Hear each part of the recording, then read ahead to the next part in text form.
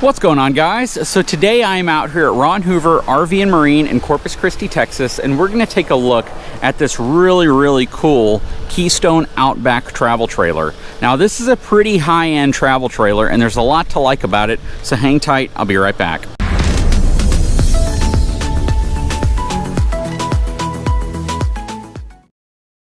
All right, before we get too much further, let's take a look at the numbers on this gorgeous Outback. So this is going to have a GVWR of 10,500 pounds. It's going to have an unloaded or dry weight of 8,220 pounds. It's going to have a cargo capacity of 2,220 pounds. And this thing's going to ride on twin 5,200 pound axles, which, you know, if you look at the total combined axle capacity, 10,400 pounds, it's pretty dang close to the GVWR, so it's set up really well. It's going to have 225/75 R15 E-rated tires. I would probably recommend upgrading those to an F or perhaps even a G-rated tire if you can find one in a 15-inch wheel. There's only a few of them on the market, but they have pretty good reviews, to be honest. Anyways, let's take a closer look around the outside of this unit. Before we do that, let's talk about towability. I would absolutely recommend towing something like this with a 3/4 ton or a 1 ton vehicle. I would not put this behind a 1/2 ton truck. It's just too much tongue weight. It's going to be a little too long, much too tall, too wide, too heavy. This just isn't ideal for a 1/2 ton truck at all. Looking up front, you can see this utilizes the BAL manufactured frame as well as a BAL auto leveling system, which is really cool. You're starting to see more and more auto leveling systems on travel trailers, which I can appreciate. It supports dual 30-pound cans, which is actually larger than you see on a lot of travel trailers, so that is really nice. Coming around this way, you can actually see part of the radiant barrier overcut trim right there sticking out, so it does use radiant barrier underneath. Let's open up this front door. I like the fact that they're nice high-quality slam latches here, and they're utilizing a thick, very heavy and dense baggage door. Little things that just show the manufacturer spending money in the right place. Has an aluminum elevated deck right here. This is probably going to be in the bedroom, probably under the closet. Nice storage up front, very large pass-through storage as well, and this does ride on a small drop frame. Again, something manufacturers are starting to put more and more in travel trailers are these little drop frame areas. Very nice thud. Docking station right here. This is where your water connection, things like that will be. It does have a small slide here and a larger slide back here. This one operates on a cable driven slide. So does this one. I would have preferred a rack and pinion slide back here instead of the cable driven slide personally. Right here you have your black and gray tank connection. You can see part of your leveling stabilization system right there. This rides on an interesting style frame, so it's kind of an S shape to it instead of your traditional C channel. Looks to be a 10-inch section right there as well. You can see how clean the bottom of the slide looks when you do use cable-driven slides. Coming around this way. Nice fender skirting. You can see how they attach all of their brackets for the suspension right there in the center. It's a lot different than you would typically see on an LCI frame. This uses Trailer King tires. Yeah, I would upgrade those tires pretty quick. Some nice looking wheels though, and I'd add a suspension equalizer as well. It's interesting to see the stamped components. Typically you would see a kind of a piece of steel that's bent around to make your shackle hangers. I actually think I like this a little bit better because the metal actually looks to be the same thickness, but it's engineered when it's stamped this way, and it might give you a little bit more strength overall. Plus, you don't really ever have to worry about it shearing off unless it physically breaks the fasteners that are holding it in place. Very cool frame though. Coming back,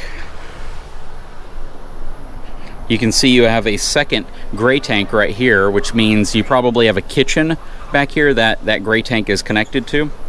And then you see your rear auto leveling legs. And then you have rear stabilization legs. So it'd be interesting to know if you run your auto leveling legs and your stabilization legs at the same time, or if it's one or the other.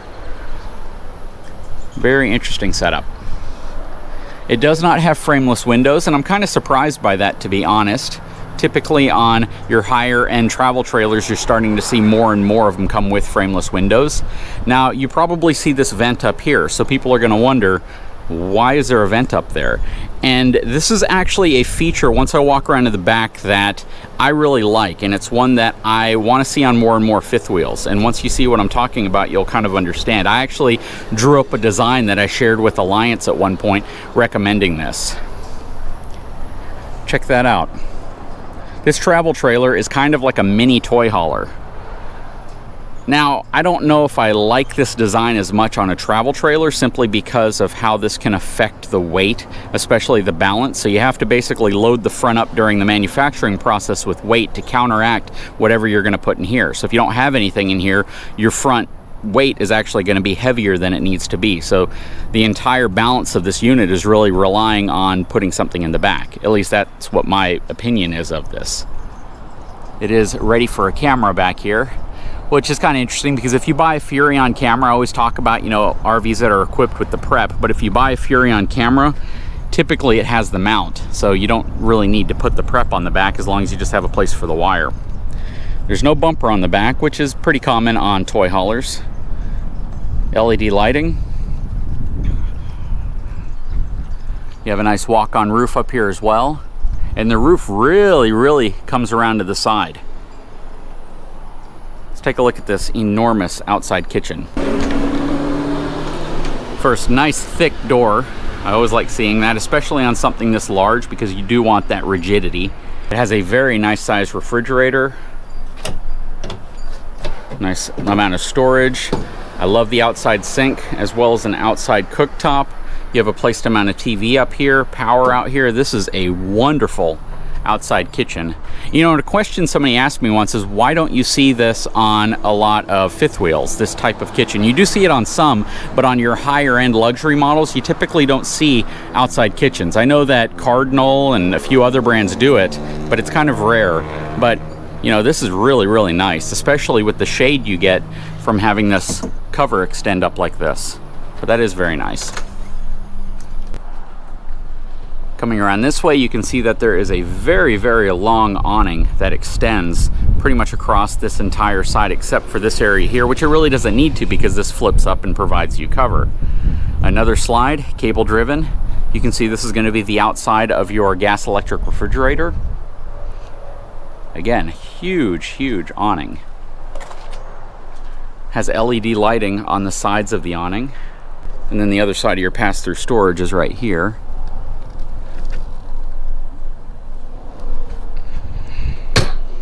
Right here, you're gonna have a small outside shower, plus you have your connections for a TV, cable connection. This is gonna be the outside of your water heater. You have the LCI solid step on here as well. Anyways, let's take a look inside of this Keystone Outback 335 CG. It is solar ready. You're starting to see that more and more on RVs, where even if they don't have solar, they're pre-wired with the plate up top so you can pass the wires through. I do like the friction hinge on this door.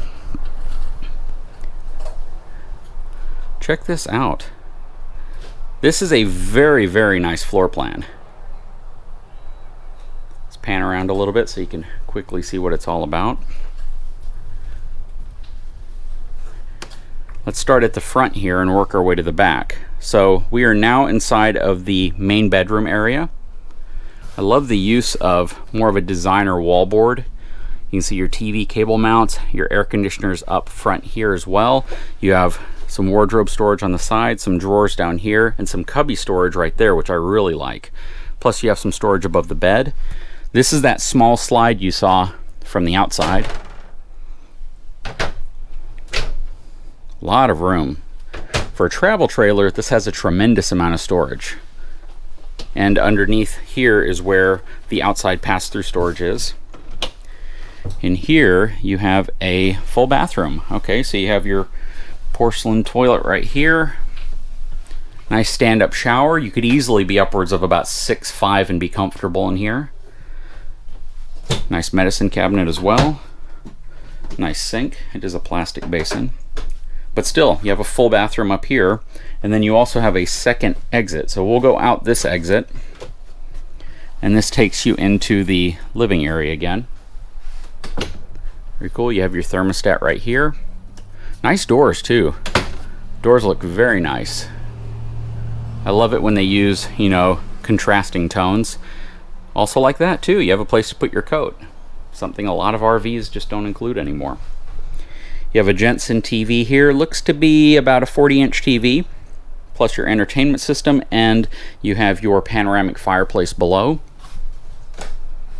More cabinet storage space up here. And check this out. I like how they're using this contrasting wallboard. So inside of the cabinet, you even have details that a lot of manufacturers miss out on.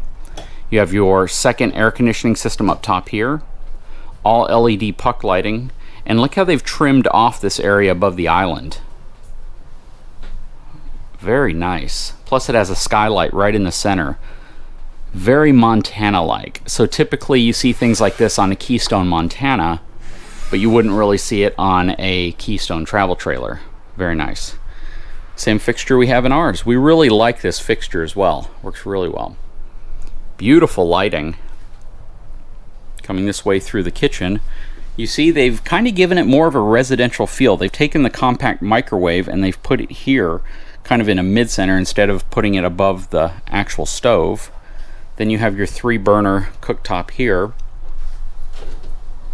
inside your oven. Plus you have lots of drawers. So you have 3 drawers here, plus they give you 2 additional drawers right here, which is really nice, and then 2 more drawers below. Something travel trailers typically miss out on is the ability to use drawers. Under the sink, very, very nice storage under there. I like that they put the trash can under there. They put a nice little draining or rinsing rack right here as well. And then this has the Dometic refrigerator. This looks to be a 10 cubic foot refrigerator. It might be an 11, but I'd probably say between 9 and 11. Probably 10. We'll just say it's right in the middle. You have a good amount of countertop space here next to your cooktop. And a very nice backsplash back here. Trims off the kitchen exceptionally well. Plus more storage above. And then you got more storage over here. Very nice. And just so I don't miss it, you have some more storage here. And it's actually hanging storage, and it's very deep. This is about 2 feet deep. So a lot of storage in this unit. They've done a great job there. None of the heat registers are in the floor. They're all around the island, which is also really nice. You can see that there's no carpet in this unit at all. So even the slide out right here uses linoleum, and it overlaps onto the floor. Very nice table, and it looks like it folds down right here into kind of a desk. You have your 4 seats here, storage underneath as well. Nighttime roller shades. Very nice. Valances that look very similar to the valances we have in our Brookstone, but they are very nice. A lot of lighting. Slide heights typical of travel trailers aren't super high, so if you are over 5'5", you'll probably bump your head on these slides if you don't duck down when you're sitting down or getting up. Now you have a really nice large door that takes you into this back area, and you saw from the outside that this is a toy hauler as well. So this space right here with this ramp will fold down and give you the ability of putting bikes back here, a motorcycle back here, things like that, maybe a small golf cart. I don't believe you'd be able to fit really any, you know, side-by-sides, things like those back here, or a razor. They'd be too wide and too long. But the garage back here appears to be, I'm gonna guess, 8 feet long. So whatever you can fit in this space is, you know, what you can bring. And in my opinion, this is a great place for mountain bikes, for, you know, Power Wheels, things that you might bring for the kids. I love this space. This is going to fold down into a bed, actually just by swinging this over like this.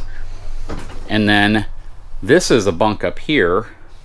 This right here might be a place for a TV. No, your TV mount's right here. Your connections are up here. It would have been cool if they utilized this for something. Maybe put some hanging net style bags, something here, instead of just keeping it plain like this. You know, they give you a power outlet, and I think the reason for that is they figure if you put something really wide, maybe it'll bump into it. But I still think they could have used some of those like little stretchy nets here for storage. What do you think? And this right here is likely your step to get into here. I do think they should have probably included a small ladder. But yeah, you have another bunk here. Very cool little space. Let me know in the comments below, what would you use this space for? It's roughly 5 feet wide and about 8 feet long. The actual opening of the back door is about 4 feet. So maybe a little wider, maybe 4.5 feet. So you do have fairly wide access to the back. Is this something that you'd like to see? I would love to see this in a fifth wheel. I think that these small garages make a lot of sense because for my family, this would be perfect. This is ideal for what my family would use it for. But I'd love to know your thoughts. And like I said earlier, the Keystone Outback is actually considered more of the luxury line of travel trailers. So the price on this from an MSRP perspective is $57,320. I would suspect if you're interested in this unit, you'd probably see upwards of 20 to 25% or more off. So if you're looking for something like this, you're going to want to give them a call. Anyways, I sure hope you enjoyed this video. If you haven't had a chance, please take a moment, subscribe to my channel, give me a thumbs up, and we'll talk to you again very soon.